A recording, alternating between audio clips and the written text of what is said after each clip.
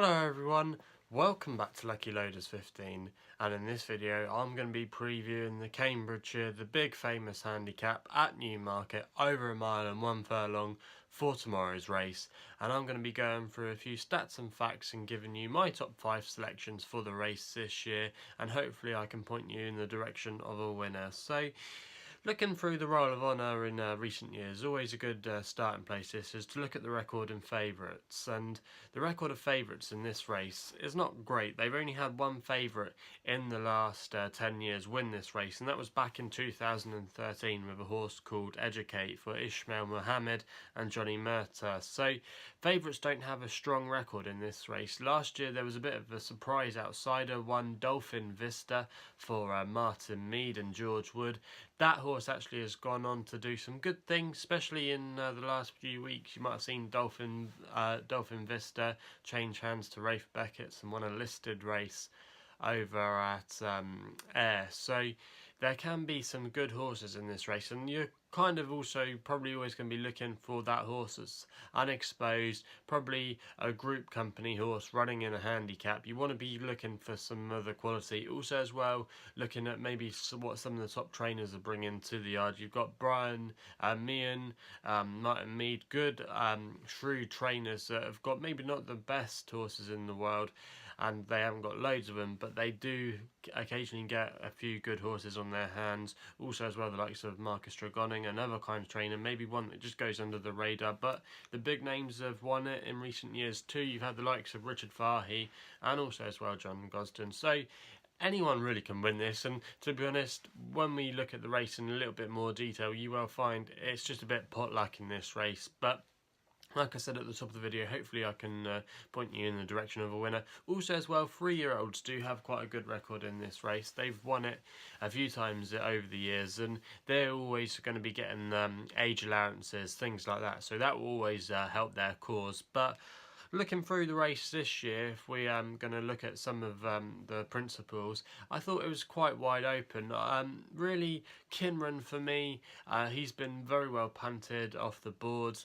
Now, even though he's been very good this season, I think the conditions are going to go against him. I think he would want it a little bit more softer than it's going to be. It'd probably just be on the soft side of good, I would say. They're meant to have dry weather throughout today, Friday, and also as well tomorrow, right up to the lead up of the race. So we're not going to be getting any softish, really soft ground there. It might be pretty much bang on good ground, or it'll probably just go on the slow side. There's been a bit of rain around last week, and not everywhere's dried out yet. And when we get to this time of the year, the moisture tends to stay in the ground. So I'm not so sure. Also as well, looking at the moment when it comes to draw as well, I think draw, obviously, you like to think it would play a factor. Dolphin Vista last year won coming up the stand side rail, and also as well, watching the action yesterday, a lot of the winners were sticking towards that stand side. In a big race like this, where you've got 30 plus runners, obviously draw can completely go out the window. I did say Dolphin Vista did win this race last year from the stand side, but if you actually look at the rest of the placings, where most of the pace was throughout the race, it was actually on the far side. That's where a lot more of the horses that finished at the top end of the race actually were racing during the race. So really, it could be a bit like a lottery, but you probably want to be close to the pace, I think. I think even if you are a hold-up horse, you need to be pretty prominent or in the middle. I think if you blow the start, you've had it. I think pretty much in a race like this, if you're going to be held up, you've still got to be held up in the middle of the pack. Anything towards the rear, I think your chances will really go in this race, because they're going to go hard, and it will be horses that like to come off a strong pace that will probably be maybe have a little bit more progression to maybe go up in trip. Horses that may be looking at maybe a mile and a quarter. We know horses that will last. It's kind of the horse you want to be looking for. And Kinran, for me, doesn't really have that as of yet. And also as well, he will like the cut in the ground. But yeah, I probably would want to be taking him on. He's current favourite at the moment. The one I quite liked now, which is going to be my first selection, was near the top of the market, was a horse for William Haggis and Jim Crowley tomorrow in the colours of Godolphin Blue, and that's Alfarris, and around about 10 to 1 with bookmakers at the moment. Now this horse has been pretty good this season. In its two most recent starts, it had a second at the Ebor Festival at York, and then before that won over 10 furlongs at Glorious Goodwood in the opening race there. So he's been a good horse this season. He's been a progressive 4-year-old. Also as well, William Haggis, his stable, have been having a terrific season, especially in recent weeks as well. They were a little bit quiet, but they've been in really good form over the last couple of weeks, having plenty of winners. Also as well, Jim Crowley, I think, is probably one of the most informed jockeys at the moment as well. He had a 25% strike rate this morning, so he's been going really well. The track position for this horse is still 23, so he's probably going to go towards the stand side, you like to think, but he could go down the middle. It depends where they go, but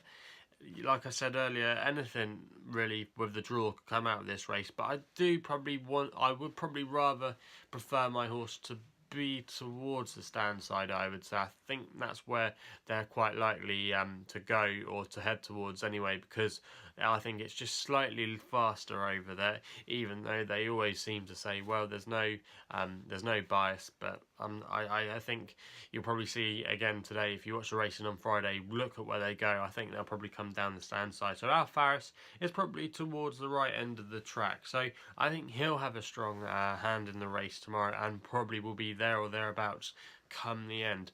Now, one horse that actually, when I was doing my preview, I was just finalising everything, going through the list of runners, and then this one caught my eye, and I'm surprised it didn't catch my eye earlier, and that's a horse called UAE Prince. It's round about 16-1 bookmakers at the moment, trained by Roger Varian, and Jayat Zaini's put for the ride. Now, Roger Varian's stable have been in really good form recently, especially these colours as well, and these are the kind of horses he definitely has up his sleeve, where they're very lightly raced, they're normally targeted for races, and this horse hasn't been seen since May, and they're going to be using cheek pieces tomorrow, which I think will help. It finished second last time we saw it, which was in a handicap on Guineas weekend, and UAE Prince is by Sea Star, so it's got a classy pedigree.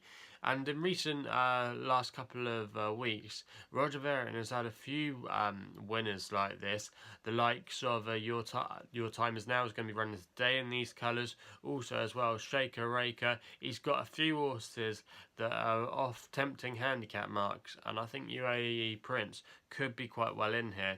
Also as well, it's going to be dropping back in trip, has been running over 1.25 miles and 1.5 miles, and it normally is very prominent and towards the front of the race, and I think those tactics we were mentioning about earlier could suit it, and I thought 16-1, especially with Andrea Zaini booked for the ride, who's been riding really well this season, I thought had a really strong chance of going close. So UAE Prince will be in my top 5.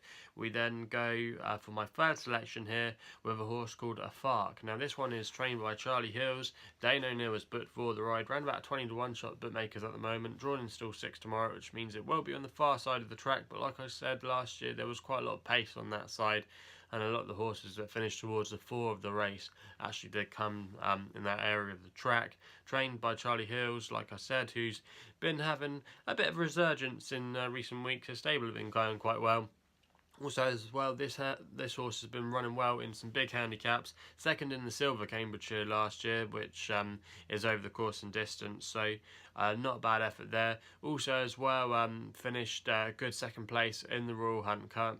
Probably can forgive its Doncaster run last time out. I think it probably just didn't get home that day, so the drop back in trip will suit, I think, slightly. Also as well, he's always been touted up as a good horse by Charlie Horse. He's by the Godolphin operation, so they expect a serious chance from this horse tomorrow, and I thought Afaak could be towards the 4 of the race there. I also like Seniority as well for William Haggis and Daniel Tudhope, who's been riding really well again this season, 20-1 bookmakers at the moment. Drawn in still 27, so he's going to be towards the stand sides. Ran in a Group 3 at York last time out, which actually has worked out not too bad behind Moustachery, which went on to win at Doncaster.